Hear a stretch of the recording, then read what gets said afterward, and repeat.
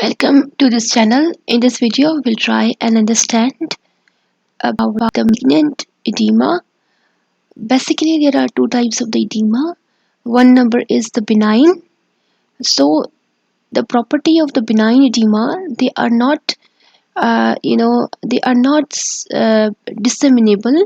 They cannot disseminate. वो इतना फैलते नहीं है. बाकी जो malignant edema होते हैं वो उनके पास एक खासियत होती है कि वो स्प्रेड हो जाते हैं, ठीक है, और ये इन्फेक्शियस होते हैं और विरुलेंट भी होते हैं बहुत ज़्यादा एज कम्पेयर टू बिनाइन से।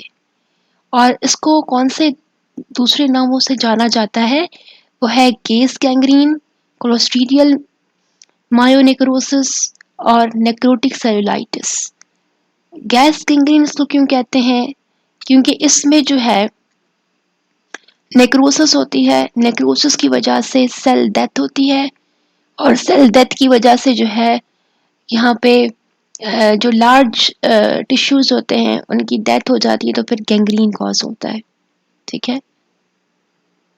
उसके अलावा अगर हम उसकी एजेंट की बात करते हैं तो इसका एजेंट सिर्फ एक स्पीशीज नहीं है कि हम कहेंगे ये एक स्पीशीज से जो है ये मैलिग्नेंट एडिमा कॉज होता है, बल्कि क्लोस्ट्रीडियम की मल्टीपल स्पीशीज हैं जो कि इन्वॉल्व होती हैं इस डिजीज को कॉज करने में। तो क्लोस्ट्रीडियम सेप्टिकम जिसको है प्राइमरी कॉज माना जाता है। उसके अलावा क्लोस्ट्रीडियम चोआई, क्लोस्ट्रीडियम परफ्रिंजेंस, क्लोस्ट्रीडियम सॉर्डली और clostridium नोआई, these are the certain bacterial species of the clostridium which are involved in causing the malignant edema in the animals. तो क्लोस्ट्रीडियम कौन सा होता है? ग्राम पॉजिटिव बैक्टीरिया है, इसको हम डिस्कस कर चुके हैं। मल्टीपल ऑर्गेनिजम्स इन्वॉल्व होते हैं। ये बेसिकली अक्यूट डिजीज़ है, एक स्पोरेटिक डिजीज़ है। स्पोरेटिक डिजीज़ को तो वैसे तो हम ओकेजनल कहते हैं। तो ये भी जो है ना कुछ इलाकों में स्पोरेटिकल जो है ना वो होती है, बाकी कोई स्पेसिफिक नो जियोग्राफिकल कोई जो है वो कोई जियोग्राफिकल कोई स्पेसिफिकेशन नहीं है कि ये पर्टिकुलर जगह है यहीं पर होती है। मोटाइल ऑर्गेनिज्म है क्लोस्ट्रीडियम, ये मोटाइल होता है और इसकी ये खास बात है कि ये ऑब्लिगेटरी एनारोब होता है। ये ऑक्सीजन की गैर मौजूदगी में ही सरवाइव करता है। इस वजह से आगे हम चल के पढ़ेंगे, ये यहाँ पे भी लिखा हुआ है कि ये जो है वॉन्ड या कोई जख्म होता है या जो है एनिमल की स्किन जो है ब्रेड हो जाती है, ब्रेशन कॉज होता है वहाँ पर, तो वहाँ पर जो है ना एसिडिटी होती है, पर वहाँ से जो है ना उसको ऑक्सीजन लेस एनवायरनमेंट मिलता है, तो वहाँ से जो है ये अपने स्पोर्स इन करके और वो जो है एक्सोटॉक्सिन्स होते हैं इसके स्पोर्स, एक्सोटॉक्सिन्स जो है इसके टॉक्सिन्स होते हैं, मतलब इसको जो है अपनी सेल वॉल रप्चर नहीं करनी पड़ती है, सेल लाइसिस इसकी नहीं होती है, और ये जो है ना इसकी सेल वॉल से ही जो है ये उसके टॉक्सिन्स निकलते हैं और ये कॉज करते हैं डिजीज को, ठीक है।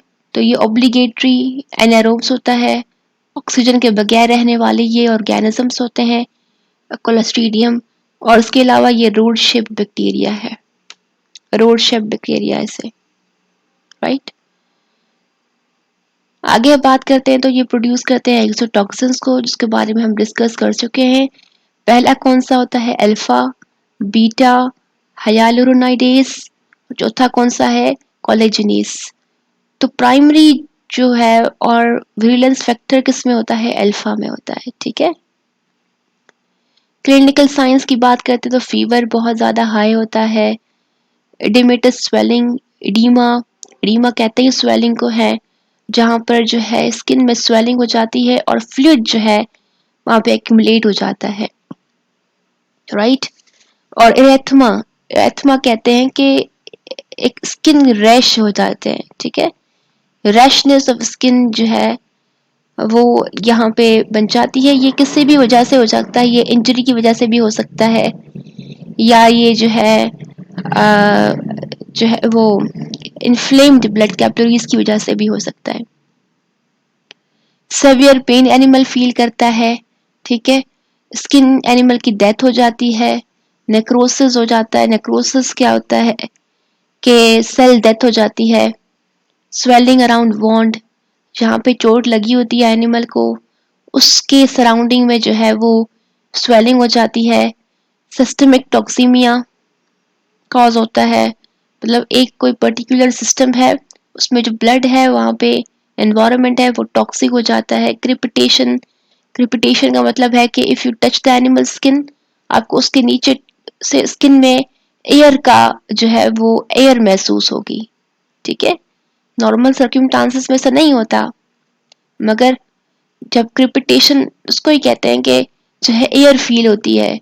लैमनेस, एनिमल जो है वो चल नहीं पाता ठीक से। इंक्यूबेशन पीरियड जो है वो होता है तकरीबन आधे से 2 दिन तक, 12 to 48 आवर्स। जब ये स्पोर्स दाखिल होते हैं तो उसके बाद इनको इतना टाइम लगता है अपनी क्लिनिकल साइंस शो करने में। इसके होस्ट की बात करते हैं तो होस्ट में जो है ना तकरीबन शीप, गोट, कैटल और हॉर्स शामिल है। राइट, राइट, सही। उसके अलावा जो है प्रीडिस्पोजिंग जो फैक्टर्स हैं उसके, प्रीडिस्पोजिंग फैक्टर्स, तो वो ओपन वॉन्ड या dirty environment, iatrogenic treatment.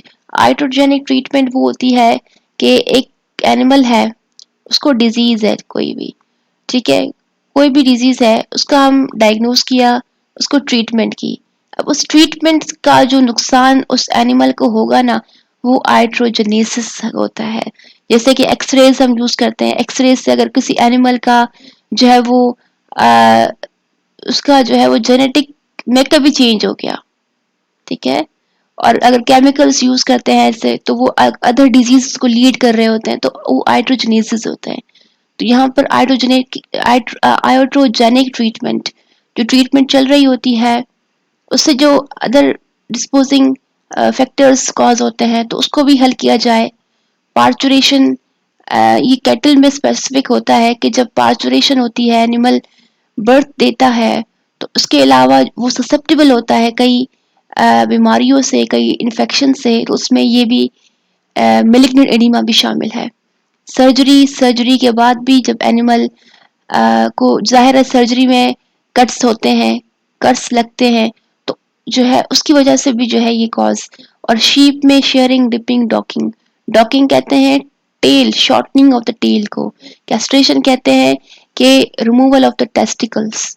Right, तो शेयरिंग वूल को जो है वो जो सेपरेट करते हैं शीप की स्किन से, उसको जो है ना वो शेयरिंग कहते हैं। और डिपिंग, शीप को डिप करते हैं बैक्टीरिया से बचाने के लिए, इन्फेस्टेशन से बचाने के लिए।